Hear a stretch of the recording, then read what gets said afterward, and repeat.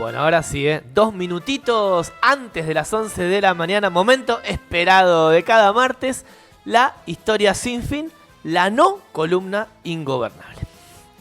¿Qué decís? Algo así, Fede. ¿Todo bien? Muy bien, vos. Bueno, buenísimo. Amanecimos nuevamente en una nube, así Sí. que bueno, vamos Tremendo. Hay una nube, estamos hace rato en una nube, pero vamos a tratar de echar un poco de luz en la nube, justamente de despejar un poco los nubarrones. Acá que nos gustan los refranes, ¿no? En este programa. ¿Por qué se dice una nube de pedo? ¿Sabes? Ah, mira, no, ese no lo estudié. La nube de pedo no la estudié. Vamos a preguntar a la audiencia. Sí, ¿No? la de un pedo en un canasto Sí. duró menos que un pedo en un canasto, es Ajá. más deducible, ¿no? Claro, en una nube de pedo. Una nube de pedo, no sé, porque nunca estuve en una nube de pedo. Yo por lo menos no me reconozco. Ahí. Si es que sabe qué es lo que tiene la nube que usted está ahí adentro. Bueno, Pablo, Sí. se cumplieron 175 años del paso a la inmortalidad del Sí. general José de San Martín. Digo Sí. porque, viste, reitero, hay que aprender el nombre. Recomendación para el presidente que lo llama Juan José de San Martín. No, José de San Martín. Y quería rescatar y hacer un poco de desagravio, porque realmente quiero rescatar al San Martín revolucionario, ¿no? Realmente, o sea, y a la luz de estos 200 años. Desagravio porque es muy criticado también. Bueno, O no conocido, quizá algunas. No, hay muchas cosas no conocidas. Ajá. Bueno, no saber que el presidente de la nación se confunda, vamos a decir, o no sepa bien el nombre, segundo. Tercero, que tengamos un embajador en España, que el otro día, en el aniversario del general San Martín, libertador de América, termine el discurso diciendo viva el rey. Bizarra. Es cuanto menos... me hace acordar a cuando jugaron la final de la Libertadores de América, del partido de fútbol de la Libertadores de América, y lo fueron a jugar a Madrid, a España, ¿viste? Era como un chiste, ¿viste? Entonces, bueno, sí, y es un desagravio. Te voy a contar por qué. Porque, viste, tardan, de 1850, cuando muere en el exilio San Martín, tardan 30 años en repatriar sus restos, siendo que en su testamento estaba claramente que él quería que sus huesos fueran a parar a Buenos Aires. Tardaron 30 años. La generación del 80, después de matar a los indios en la campaña del desierto, a los negros mandándolos a la guerra contra el Paraguay y todas esas páginas oprobiosas de nuestra historia, lo repatrian y medio edulcorado, ¿viste? Medio blanquito, occidental y cristiano, como le gustó a la generación del 80, y lo traen para ponerlo en la Catedral de Buenos Aires, que también tuvo sus bemoles, porque como era sospechado de ser masón, obviamente la iglesia, mucho lo de poner los restos del general San Martín masón adentro de la Catedral de Buenos Aires, no le causaba mucha gracia. Bueno, finalmente logran hacerlo. Pero voy a arrancar por qué lo de edulcorado y por qué en realidad lo vapulearon a la eternidad. De arranque nomás, en la escuela, viste que siempre se habló de la logia Lautaro, pero se habló medio de pasadita, bueno, una logia masona. Bueno, lo primero que hay que decir y poner en valor es que la logia Lautaro, que era en realidad, ya cuando él sale de España con Alvear y viajan a Buenos Aires, ya se conectan con una logia de los caballeros racionales que había fundado Francisco de Miranda, un líder venezolano, que estaba allí en Londres. Bueno, forman la filial y que tenía carácter justamente de promover la independencia de las colonias de España. Pero la logia Lautaro, que toma ese nombre acá, Lautaro era un cacique mapuche que había organizado la resistencia en el sur de Chile contra los colonizadores españoles. Más concretamente, la historia es así, te la cuento brevemente, porque ese vendría a ser otro héroe de la lucha por la independencia, ¿no? El cacique Lautaro. Lautaro es tomado de muy chiquito por Pedro de Valdivia, el conquistador español, en la gobernación de Chile, como su paje, digamos, su asistente. Con lo cual, Lautaro aprende el idioma, aprende a manejar caballos, aprende tácticas de guerra y se empieza a horrorizar porque lo que hacen los conquistadores con los mapuches que capturan es lo que se llama el mocheo. Les mutilaban las extremidades, le cortaban los pies, le cortaban los dedos, una mano. Con lo cual, este joven indio, que era pequeño, empieza a acumular un resentimiento contra lo que hacían a su parcialidad, ¿no es cierto? Con lo cual, en un momento se escapa del campamento y se junta con su antigua tribu, entre ellos, mira qué curioso, el cacique Colo Colo. ¿Viste el equipo de fútbol chileno Colo Colo? Si mirás bien la camiseta, el escudo es parecido a nuestro logo de la radio de los Comechingones, que es el cacique Colo Colo. Bueno, de ahí toma el nombre. Bueno, la logia Lautaro toma el nombre de este cacique que, bueno, finalmente comienza la resistencia mapuche, logran darle batalla a Pedro de Valdivia, que era el conquistador, y en la batalla de Tacupel, un regalito de Navidad, lo volean, lo capturan, y mientras están negociando, ¿qué hacen? Si, bueno, usarlo como prenda de negociación para una paz duradera con los conquistadores, o a cambio de que lo entregaban, uno de los capitanejos de Lautaro le pega un mazazo en la cabeza y de regalito de Navidad, el 25 de diciembre de 1553, marcha el conquistador Valdivia a los santos cielos. Con lo cual, bueno, mirá de dónde se toma el nombre de la logia Lautaro. Pero rápidamente, en 1811, San Martín, con la logia Lautaro, que la integran ya Monteagudo y otros personajes de la época, promueve el derrocamiento del primer triunvirato. El primer triunvirato que había sucedido a la Junta Grande de Gobierno se había transformado muy centralista otra vez. Seguía la disputa esta entre dar cabida a las provincias y escuchar las voces del interior. El proyecto de la Junta Grande no había funcionado, se forma este triunvirato y, viste, hacía la plancha el triunvirato que integraba a Bernardino Rivadavia, entre otros. Esta logia Lautaro empieza a socavar, se derroca y se forma un segundo triunvirato, que es mucho más osado que el primer triunvirato, porque lo primero que hace es llamar a la Asamblea Constituyente, que es la que conocemos en la escuela como la Asamblea del año 13, y que lo que presionan es, primero, escuchar a los representantes de la provincia, y segundo, declarar la independencia, que había empezado a discutirse el 25 de mayo de 1810. Empiezan a apurar. Bueno, la Asamblea del año 13 no va a lograr ese cometido, pero sí va a lograr, bueno, tener un himno nacional, institucionalizar los símbolos patrios, la bandera, la escarapela, el escudo nacional. Y finalmente, por rencillas varias, no logra el cometido va a tardar unos años más, hasta 1816, la declaración de la independencia.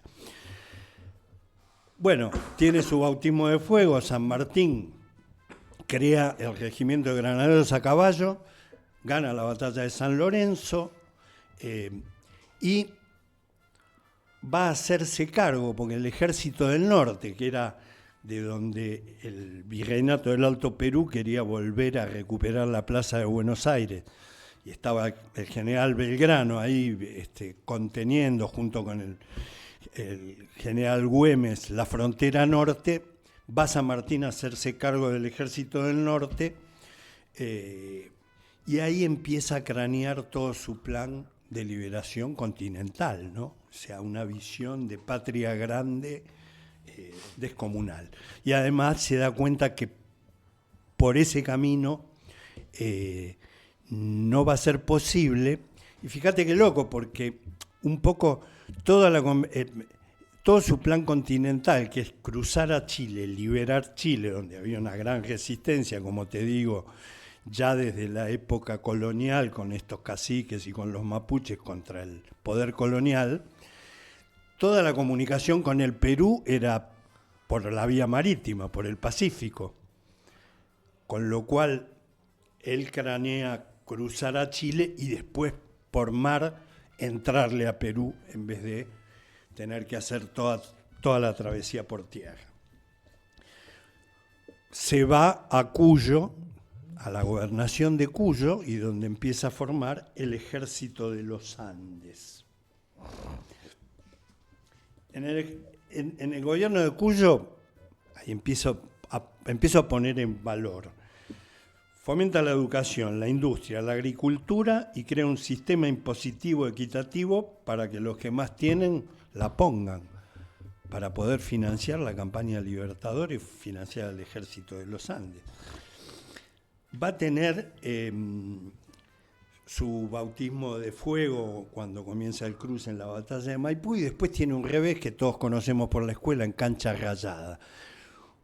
Cuando pierde la batalla de Cancha Rayada, el gobierno centralista de Buenos Aires le dice que abandone la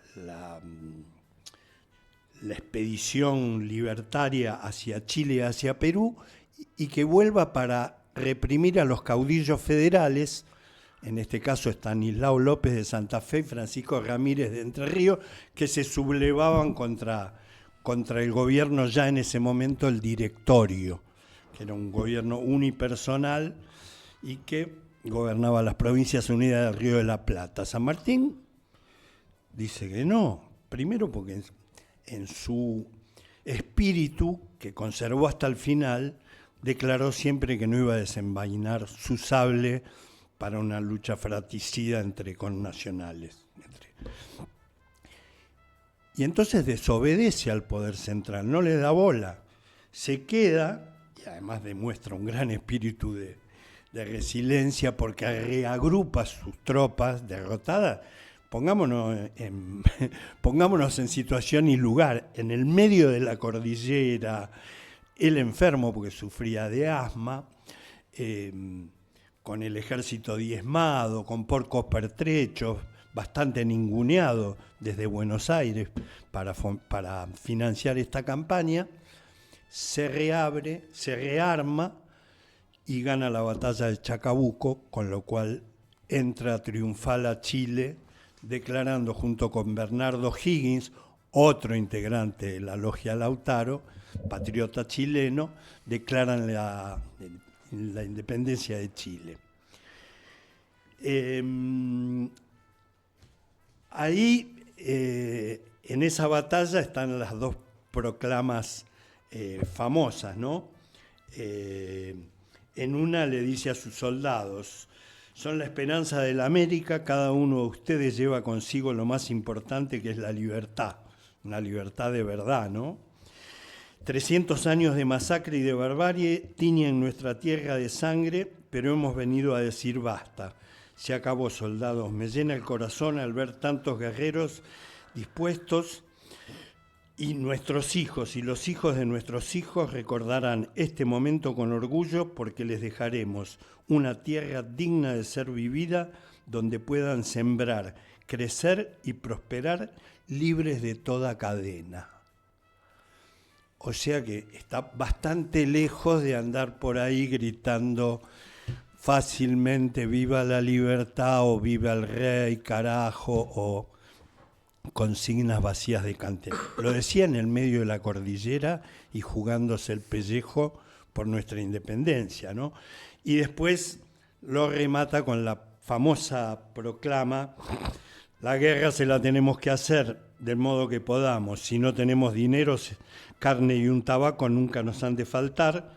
Si no tenemos vestuario, nuestras mujeres nos tejerán las batillas, y si no, la haremos en pelotas como nuestros paisanos los indios. Juremos no dejar las armas de la mano hasta ver al país enteramente libre o morir con ellas como hombres de coraje. O sea, un verdadero revolucionario con agallas que en el poder central de Buenos Aires empezaban a acusar de desobediente, y después, cuando vuelve de liberar Chile desobediendo, liberar Perú y entregar el mando de sus granaderos y del Ejército Libertador a Simón Bolívar, que venía desde el norte liberando Colombia, la Gran Colombia, Venezuela, Ecuador, y se juntan en el abrazo de Guayaquil. Cuando vuelve y se quiere retirar, Bernardino Rivadavia lo acusa, y la élite porteña, de corrupto y de traidor a la patria. Esto yo ya lo conté en otra columna. Patético. O sea, se muere su mujer en Buenos Aires y el tipo no puede asistir al funeral porque Bernardino Rivadavia le dice no venga.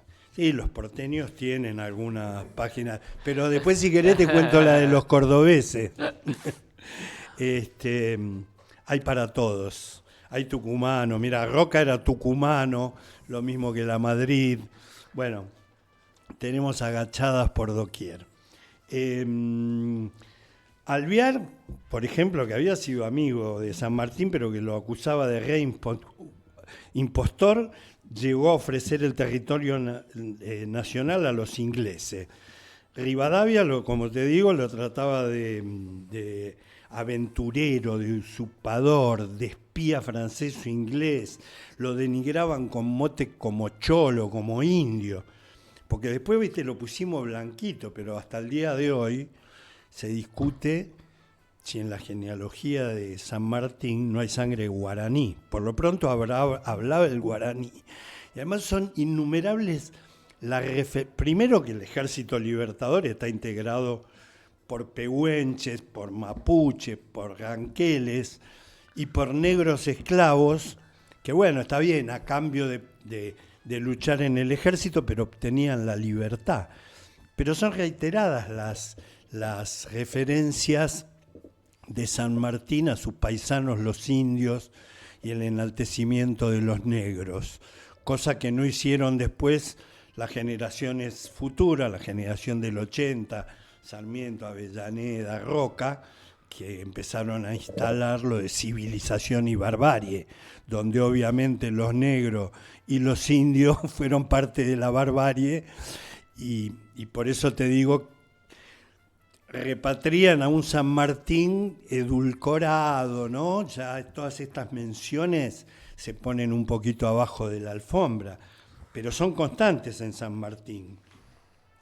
Fíjate que cuando vuelve San Martín, bueno, no solo que no puede volver a Buenos Aires al funeral de su mujer, sino que se embarca con su hija, se va a Francia, primer exilio, y cuando vuelve,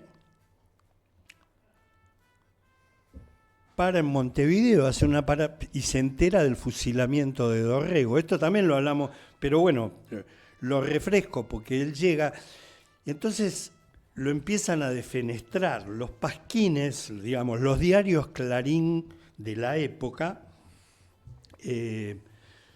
Por ejemplo, hay uno que se llama El Pampero, que es un diario unitario, lo que sería hoy el Clarín, La Nación.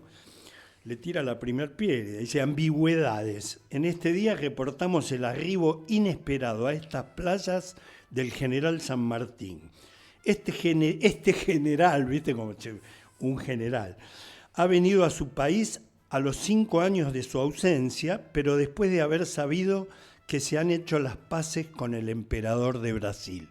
Claro, porque en ese momento se había firmado una paz de la guerra con el Brasil, que se desarrollaba fundamentalmente en lo que era la banda oriental, hoy Uruguay, y entonces solapadamente lo acusan de cobarde, ¿no? Como que el tipo viene, pero cuando terminó esa guerra.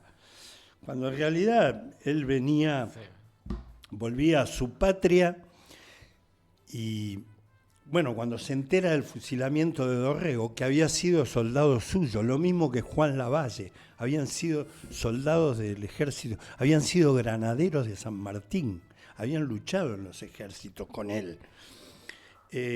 Cuando se entera del fusilamiento de Dorrego, dice no. Y Lavalle y el general Paz, ahí tenés, Pachi, un cordobés, el general Paz, viste, se empiezan a alucinar, porque imagínate que San Martín baje, llegue a todo este escenario en el que se encontraba el país, se había desatado ya la anarquía, la lucha entre unitarios y federales, las provincias con el centralismo porteño. Imagínate que llega San Martín, ¿viste? O sea, nadie lo podía ningunear. Ese diario sí lo podía ningunear y acusar medio de cobarde, pero digamos que era el general José de San Martín. Están rodeados por el general Paz. Están rodeados por el general Paz. Sí, ¿viste? Lo que hace el unitarismo. Casi todos los nombres de la ciudad de Buenos Aires se tardó muchos años en que hubiera nombre de una estación de subte, Juan Manuel de Rosas.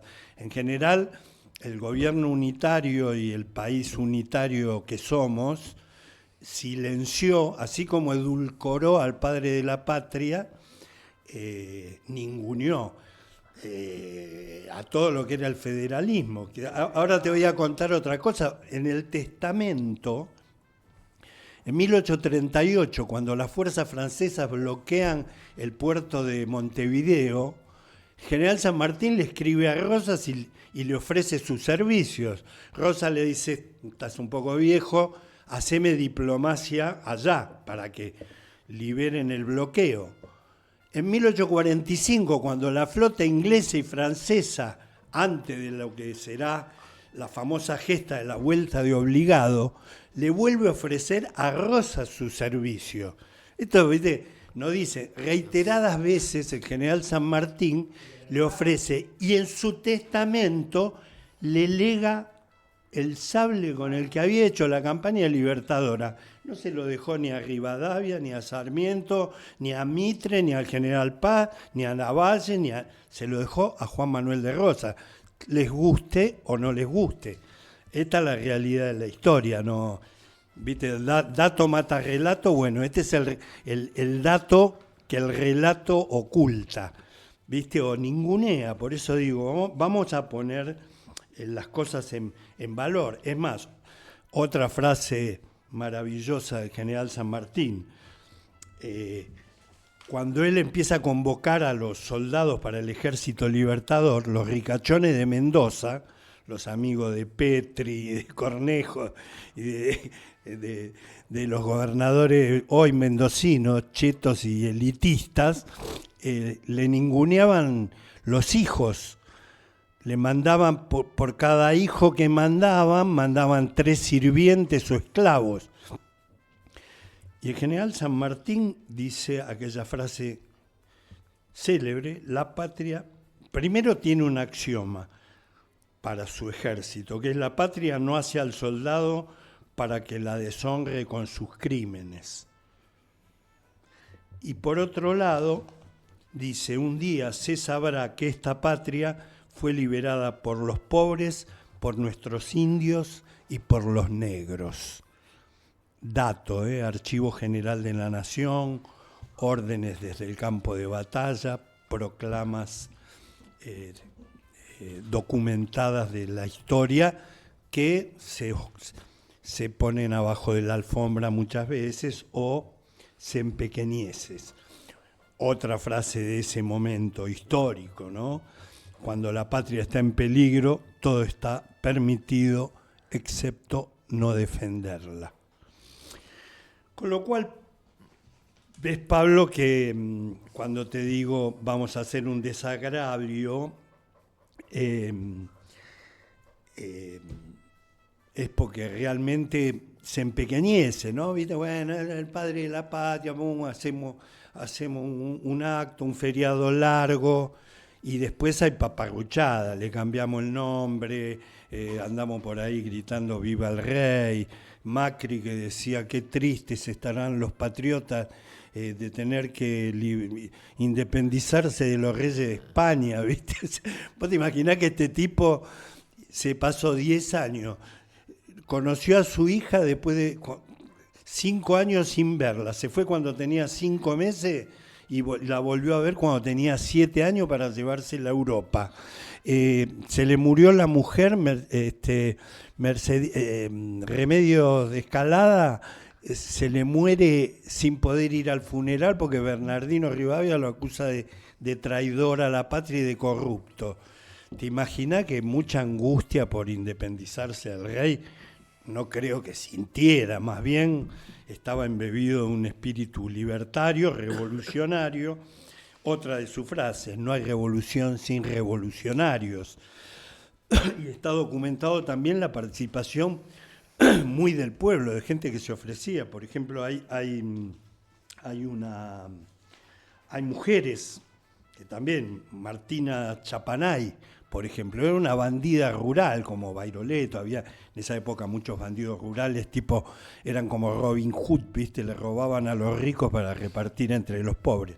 Martina Chapanay era una mujer, pero que tenía, digamos, si hubiera sido vivido en esta época, quizás hubiera sido trans, porque montaba a caballo, se vestía como un hombre, hacía todas las cosas que en general eran tareas de los gauchos o de los paisanos, y ella iba al frente como loca, montaba a caballo, y entonces se le ofrece sus servicios a San Martín, y es chasqui del Ejército Libertador, o sea, lleva y trae correspondencia montando a caballo. Y hay otras dos mujeres muy, muy famosas también, Pascuala Meneses y Josefa Tenorio, que son dos mujeres que se enrolan en el Ejército Libertador. No se podrían enrolar las mujeres, se camuflan y se inscriben como Pascual Meneses, se cambian el nombre, hasta que bueno, son descubiertas y se le dan tareas menores, pero también esta cosa está muy bien documentado en el libro de Felipe Piña, Mujeres tenían que ser, todo el trabajo que hacen las mujeres en el contraespionaje, en la información que se llevaba y se traía, en el trabajo de Chasqui. En esa época las distancias muy largas, había que llevar la información, adelantarse. Así que, bueno, Pablo, con esto voy cerrando, pero no quería dejar pasar el aniversario del General San Martín así nomás, ¿no? Ninguneado. Recordar que finalmente se vuelve a embarcar, lo quieren involucrar en la lucha entre unitarios y federales. Los unitarios no quiere, claramente por todo esto que te cuento, él toma partido y reivindica todos los acontecimientos antiimperialistas que el gobierno de Rosas hace contra los bloqueos anglo-franceses en el Río de la Plata. Inclusive también otra cosa que quería, porque el otro día también leí una noticia, descubren una carta de un amigo escocés, con lo cual se sospecharía, poniendo como un manto de sospecha, obviamente que los ingleses tenían mucho interés que las colonias españolas dejaran de serlo, porque querían fomentar el libre comercio y vender sus mercancías, con lo cual abrir los puertos era un trabajo que hacían. Ahora, no te recuerdo que en los ejércitos libertadores participaron muchos soldados ingleses, irlandeses. De hecho, nuestra marina es creada por el almirante Guillermo Brown, un notable irlandés que se jugó el pellejo combatiendo contra el bloqueo del puerto de Buenos Aires en lo que se llamó la Guerra Grande, que libraba Artigas contra el Imperio brasilero en esos años también, ¿no? Eran tiempos muy convulsionados. Y ni te cuento que la expedición que va al Perú por el Pacífico también hay un marino inglés que es Lord Cochrane, polémico él, pero que también integra y que integraba la flota y la marina chilena convocado por Bernardo Higgins. O sea que, bueno, ahora de ahí a poner bajo sospecha la figura de San Martín como un revolucionario de la época y un artífice de nuestra libertad y nuestra independencia es poco menos que oprobioso. Dicho esto, no quería dejar pasar y terminar, ¿viste? Porque, bueno, ilumina a otros revolucionarios célebres que hemos tenido. Yo te voy a nombrar al más célebre de todos, pues tuvimos otro célebre que también lo ningunean y que vivió acá al lado, en Altagracia, tiene un museo. Se llamaba Ernesto Che Guevara. Y voy a citar una frase solo de él para ver la magnitud moral de estas personas, ¿no? Y decía, sean siempre capaces de sentir en lo más hondo cualquier injusticia contra cualquiera y en cualquier lugar. Esa es la cualidad más hermosa que tiene un revolucionario. Y te voy a dejar, para no quedarme ahí, con dos más. Una muy linda esto es muy lindo. Hoy es el día más hermoso de nuestra vida, querido Sancho, le dice Don Quijote. Los obstáculos más grandes son nuestras propias indecisiones. Nuestro enemigo más fuerte, el miedo al poderoso y a nosotros mismos. La cosa más fácil, equivocarnos. La más destructiva, la mentira y el egoísmo. La peor derrota, el desaliento. Los defectos más peligrosos, la soberbia y el rencor. Y las sensaciones más gratas son la buena conciencia, el esfuerzo para ser mejores sin ser perfectos y sobre todo la disposición para hacer el bien y combatir la injusticia donde quiera que estén. Decía Miguel de Cervantes en Don Quijote en 1600, se ve que el Che leía bastante. Y para cerrar, te digo el último, porque se cumplieron 99 años del compañero del Che, comandante también eterno, Fidel Castro. El año que viene se van a cumplir 100 años de su natalicio, pero me quedé porque, viste, leo mucho y en estos días leí, en su última visita al país, hay una cosa muy linda, da un discurso de 2 horas y media en Buenos Aires, increíble, como todos los discursos de Fidel. Si quieren aprender algo, léanlo. El otro día vi un video en una cumbre en Río de Janeiro donde habla de los problemas ambientales hace 40 años, le dice. Los problemas que hoy nos desvelan, la capa de ozono, la minería, el cielo abierto, la polución de los ríos. Bueno, él hace 40 años ya lo denunciaba como los grandes males del capitalismo, ¿no? Y en su última visita al país, en ese discurso memorable, termina diciendo y recordándonos, un mundo mejor es posible, pero cuando lo hayamos alcanzado debemos repetir que un mundo mejor es posible. Y después volver a repetirnos que un mundo mejor es posible. Hermoso. Tremendo. Gracias, Fede. La Revolución, hay un libro muy lindo que les recomiendo sobre la vida de Juan José Castelli, de Andrés Rivera, que se llama La Revolución es un sueño eterno. Búsquenlo, que vale la pena. Río dorado mío, camino libre de grises piedras. Siento mi cuerpo frío, pero el sonido me lo calienta.